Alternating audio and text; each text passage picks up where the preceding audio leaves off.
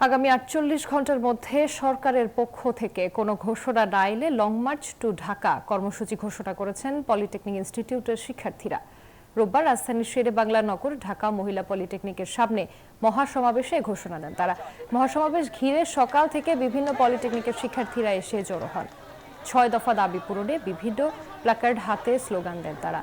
ছোট ছোট মিছিল নিয়ে একত্রিত হন শেরে বাংলা নগর মহিলা পলিটেকনিকের সামনে। বলেন, খুব শিগগিরই তাদের দাবি পূরণ করা না হলে আরো কঠোর কর্মসূচিতে যাবেন তারা।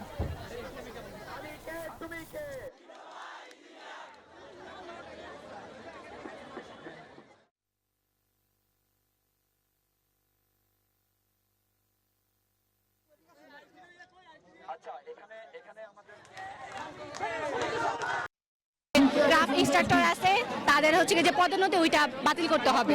আমাদের ডিপ্লোমা যারা আছে তাদের সম্পূর্ণ কিছু ইংরেজিতে করতে হবে। তারপর হচ্ছে কি আমাদের যে এতগুলা পলিটেকনিক তাদের মাত্র একটা মাত্র বিশ্ববিদ্যালয়, ওই আমাদের জন্য আরো বিশ্ববিদ্যালয় দরকার। যারা একটা ইনস্ট্রুমেন্টের নাম জানে না, যারা হচ্ছে ল্যাবে কিভাবে পরিচালনা করতে হবে সেটা জানে না, তারা কি করে ক্লাস নেবে? তারা যদি ক্লাস নেয় আমরা কি শিখবো? আজকে যদি তারা মেনে নেয় তাহলে আমরা এখানেই সমাপ্ত করব, কিন্তু যদি তারা না মানে তাহলে পরবর্তীতে আমাদের যারা নেতৃত্ব দিচ্ছেন তারা তাদের পক্ষ থেকে জানিয়ে দেবেন আমাদের পরে কি পদক্ষেপ নেওয়া হবে। বান্ডেল থাকলে প্রতি সেনমানিতে টাকা বাঁচবে। বিকাশ সেনমানি বান্ডেল কিনে জিতুন প্রতি লেনদেনে।